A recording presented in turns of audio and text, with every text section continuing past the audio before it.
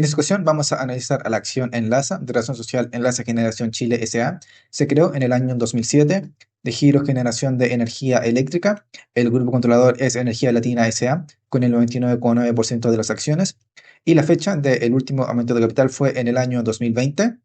Y este producto de la fusión por incorporación de Teno Solar S.p.A. en Enlaza Generación.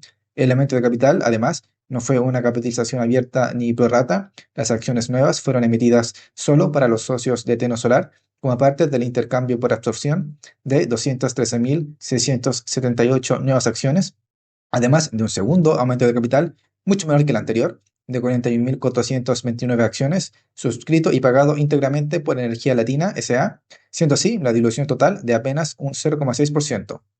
Los dividendos, como podemos apreciar, en el año 2022 crecieron bastante, cayeron luego en el siguiente año, 2023, en el año 2024 se recuperaron un poco, pero aún así, en el presente año, 2025, repartieron más o menos lo mismo que habían repartido desde el año 2016 hasta el año 2021.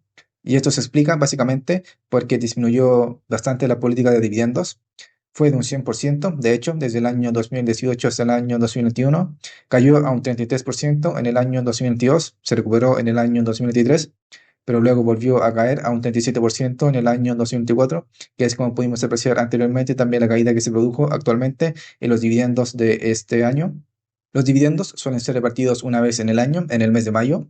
El patrimonio podemos apreciar de que cuenta con una clara tendencia alcista desde el año 2015 hasta el año 2024. Los ingresos son bastante volátiles, crecieron bastante significativamente en el año 2021 y muy especialmente en el año 2022.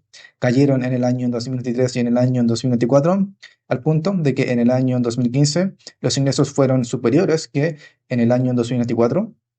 La utilidad también podemos apreciar de que cuenta con la misma proporción que los ingresos, con una alta volatilidad y con un pequeño crecimiento. El margen neto ha ido disminuyendo desde el año 2015 hasta el año 2024. En promedio ha sido de un 15% y actualmente en el año 2024 fue de un 10%. Aún así sigue siendo un alto margen neto. Ahora ya estamos hablando del estado de flujo de efectivo. Los cobros por ventas también tienen cierta volatilidad, pero se puede apreciar pues una pequeña tendencia creciente desde el año 2015 hasta el año 2024, con un monto en el año 2022 que fue bastante significativo al alza. El flujo de operación también cuenta con una relación bastante similar que los cobros por ventas, aunque un poco más estable desde el año 2022 hasta el año 2024. Por lo tanto, no cuentan con la misma volatilidad que los ingresos, la utilidad y que los cobros por ventas. El flujo de caja libre aún así también mantiene una cierta volatilidad. Podemos apreciar de que en el año 2021 fue positivo por muy poco y en el año 2023 fue negativo. En el año 2021 fue positivo por muy poco, producto de una disminución del flujo de operación, y en el año 2023 un aumento significativo de la compra de activo fijo, pero aún así, si es que no tomásemos en cuenta esos 2 años, podemos apreciar de que cuenta con una tendencia levemente alcista desde el año 2015 hasta el año 2024. Los activos históricamente han podido cubrir por sobre 2 veces los pasivos. Actualmente este ratio financiero se encuentra en el año 2024 en 2,3 veces. Con el activo corriente apenas pueden cubrir el 20% del total pasivos, pero tienen que tener en cuenta que la mayor parte del activo de enlace se encuentra en el activo fijo, por lo tanto en el activo no corriente.